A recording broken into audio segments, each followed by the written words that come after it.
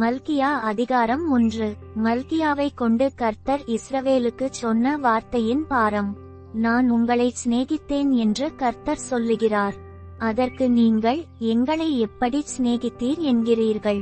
கர்த்தர் சொல்லுகிறார், ஏசா யாக்கோபுக்கு சகோதரன் அல்லவோ? ஆகிலும் யாக்கோபை நான் சிநேகித்தேன், ஏசாவையோ நான் வெறுத்தேன். அவனுடைய மலைகளை பாழும், அவனுடைய சுதந்திரத்தை வனாந்தரத்திலுள்ள வலுசர்ப்பங்களின் தாவும் ஆக்கினேன்.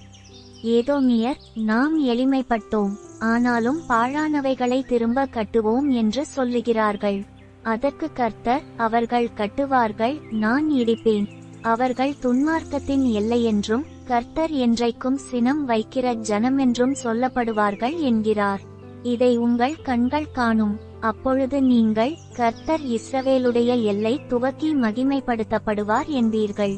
குமாரன் தன் பிதாவையும் ஊழியக்காரன் தன் எஜமானையும் கனம்பண்ணுகிறார்களே, நான் பிதாவானால் என் கனம் எங்கே? நான் எஜமானானால் எனக்கு பயப்படும் பயம் எங்கே என்று சேனைகளின் கர்த்தர் தமது நாமத்தை அசட்டை பண்ணுகிற ஆசாரியர்களாகிய உங்களை கேட்கிறார். அதற்கு நீங்கள் உமது நாமத்தை எதினாலே அசட்டை பண்ணினோம் என்கிறீர்கள். என் பீடத்தின் மேல் அசுத்தமான அப்பத்தை படைக்கிறதினாலேயே. ஆனாலும் உம்மை எதினாலே அசுத்தப்படுத்தினோம் என்கிறீர்கள். கர்த்தருடைய பந்தி எண்ணமற்று போயிற்றென்று நீங்கள் சொல்லுகிறதினாலேயே. நீங்கள் கண் ஊனமானதை பலியிட கொண்டு வந்தாலும் அது பொல்லாப்பல்ல. நீங்கள் காலூனமானதையும் நசல் பிடித்ததையும் கொண்டு வந்தாலும் அது பொல்லாப்பல்ல என்கிறீர்களே. அதை உன் அதிபதிக்கு செலுத்து, அவன் உன்மேல் பிரியமாயிருப்பானோ, உன் முகத்தை பார்ப்பானோ என்று சேனைகளின் கர்த்தர் கேட்கிறார். இப்போதும் தேவனுடைய சமூகத்தை நோக்கி கெஞ்சுங்கள், அப்பொழுது நம்மேல் இறங்குவார். இது உங்களாலே வந்த காரியம், அவர் உங்களை அங்கீகரிப்பாரோ என்று சேனைகளின் கர்த்தர் கேட்கிறார்.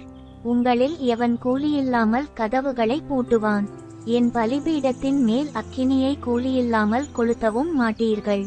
உங்கள் பேரில் எனக்கு பிரியமில்லை என்று சேனைகளின் கர்த்தர் சொல்லுகிறார். உங்கள் கைகளிலுள்ள காணிக்கை எனக்கு உகந்ததல்ல. சூரியன் உதிக்கிற திசை தொடங்கி அது அஸ்தமிக்கிற திசை வரைக்கும் என் நாமம் ஜாதிகளுக்குள்ளே மகத்துவமாயிருக்கும். எல்லா இடங்களிலும் என் நாமத்துக்கு தூபமும் சுத்தமான காணிக்கையும் செலுத்தப்படும். என் நாமம் ஜாதிகளுக்குள்ளே மகத்துவமாயிருக்கும் என்று சேனைகளின் கர்த்தர் சொல்லுகிறார். நீங்களோ கர்த்தருடைய பந்தி அசுத்தமானது என்றும் அதன் ஆகாரமாகிய அதன் பலன் அற்பமானது என்றும் சொல்லுகிறதினாலே என் நாமத்தை பரிசுத்த குலைச்சலாக்குகிறீர்கள்.